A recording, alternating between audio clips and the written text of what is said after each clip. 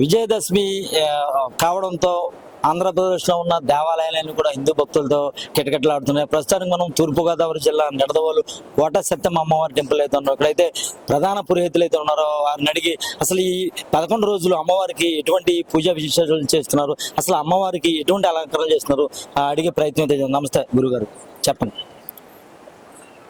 శ్రీ మహాగణాధిపతే నమో నమః. శ్రీ గురుభ్యో నమః. తూర్పుగోదావరి జిల్లా నిడదవోలు మండలం తిమ్మరాజపాల గ్రామంలో వేయించేసి ఉన్న సర్వమంగళ స్వరూపునిగా విరాజిల్లుతున్న మహాకాళి, మహాలక్ష్మి, మహాసరస్వతి త్రిశక్తి స్వరూపుని శ్రీ కోటసత్తమ్మవారి దేవాలయంలో నేను ప్రధాన అర్చకుడిగా పనిచేయుచున్నాను. నా పేరు శివకోటి వెంకట కామేశ్వరప్ప శర్మ. ఈ అమ్మవారు 11వ శతాబ్దంలో నిడదవోలు నిరవధ్యపురం అని చెప్పబడుతున్నది. ఆ నిరవధ్యపురంలో కోటలో శక్తి రూపంగా సంచరిస్తూ రాజుల్ని, భక్తుల్ని కూడా కాపాడుతూ ఉన్నది. ఈ కోట అంతరించిపోవడంతో ఈ కోట శక్తమ్మ ఈ శివారైన ఈ తిమ్మరాజపాల శివారైన ఇక్కడ నిలిచింది. ఈవిడి వానలో వరదల వల్ల కొంతకాలానికి ఈ గర్భంలో కప్పబడిపోవడంతో దేవుడిపల్లి రామ్మూర్తి శాస్త్రి గారు ఏనాం మఠం, ఇది 325 ఎకరం. ఆ ఏనాం భూమిలో ఈవిడ కనపడటం జరిగింది. ఎలాగంటే అది కూడా నాగల దుందుతుంటే నాగల కర్రు కనపడి తగిలి ఆ మట్టంతా తొలగించి చూస్తే అమ్మవారు శంకు, చక్రము, గద, అభయస్తము, యజ్ఞోపీతము ఈ 3 రూపాలుగా కనపడుతున్నప్పుడు శంకు చక్రాలు వచ్చేటికి వైష్ణవులు లక్ష్మీదేవి గాను, అలాగే సోలం వచ్చేటికి పార్వతీంశి గాను, కాళీ గాను, అలాగే లోపల అమ్మవారికి యజ్ఞోపీతం ఉంటుంది. యజ్ఞోపీతం ఉండడం కారణం వల్ల గాయత్రి అంశంలో సరస్వతిగా విరాలుతుంది. మహాకాళి, మహాలక్ష్మి, మహాసరస్వతి ఈ 3 రూపాలు ఉండటం వల్ల ఈ అమ్మవారికి త్రిశక్తి స్వరూపంగా విరాజిల్లుతుంది. ఈ ప్రతి సంవత్సరం కూడా అమ్మవారు మార్గశిర పౌర్ణమి నాడు వెలవడం, కనపడటం వాళ్ళకి జరిగింది. కనుక మార్గశిర నాడు ఈ తిరునాడు ఉత్సవాన్ని చేస్తూ ఉంటారు. మార్గశిర పౌర్ణమి నుండి పాడ్యమి, విధియ, తదియ, సవితి 5వ రోజుని అమ్మవారికి గర్గోత్సవం జరుగుతుంది. ఈ గర్గోత్సవం కూడా బయటకు వెళ్ళదు. అమ్మవారి సన్నిధానంలోనే గర్గోత్సవం విశేషంగా జరుగుతుంది. విశేషమైన భక్తులు అందరూ కూడా వస్తూ ఉంటారు. అలాగే దేవీ నవరాత్రి మహోత్సవం కూడా 10 రోజులు కూడా అతి వైభవంగా జరుగుతుంది. ఈ ఉత్సవంలో అనేక మంది భక్తులు వచ్చి అమ్మవారి పూజలు చేయించుకుని అమ్మవారి యొక్క కోరికలు తీర్చుకుని తీర్థప్రసాదం స్వీకరించి తరిస్తూ ఉంటారు. అలాగే కూడా ఈ అమ్మవారికి రేపు 29వ తారీఖు మూలా నక్షత్రం అమ్మటం కారణ సరస్వతి పూజ చేయించుకోండి. అనే నవరాత్రుల్లో కూడా ఈ అమ్మవారికి సరస్వతి అంశం ఉండటం చేత ఈ అమ్మవారికి సరస్వతి పూజ కూడా ఇక్కడ జరుగుతూ ఉండేది. అలాగే శ్రావణ మాసంలో 4వ శుక్రవారం వరలక్ష్మి పూజ చేస్తారు.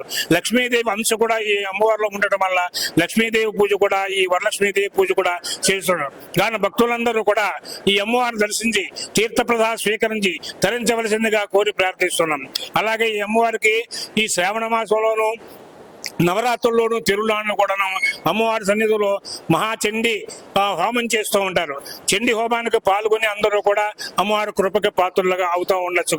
కానీ భక్తులందరూ కూడా ఈ సందర్భంగా దేవీ నవరాత్రి సందర్భంగా అమ్మవారి సన్నిధానంలో అఖండ అన్న సమారాధన జరుగుతూ ఉంటుంది.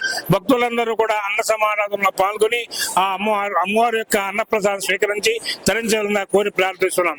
భక్త మహాశయులారా, ఈ 10 రోజుల్లో కూడా అందరూ కూడా ఈ నవరాత్రి మహోత్సవ సందర్భంగా అందరూ కూడా వచ్చి అమ్మవారు దర్శించి తీర్థ ప్రసాదం స్వీకరించి అన్నదానం ప్రసాదం స్వీకరించి అమ్మవారి కృపక పాత్రులవుతారని కోరుతున్నాము. నమ పార్వతీపతే హర హర మహాదేవ.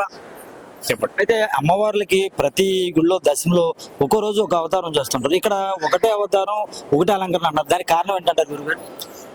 ఈ అమ్మవారు శక్తి రూపంగా ఉండటం వల్ల 3 రూపాలు కూడా ఈ అమ్మవారిలో కనపడుతూ ఉంటాయి.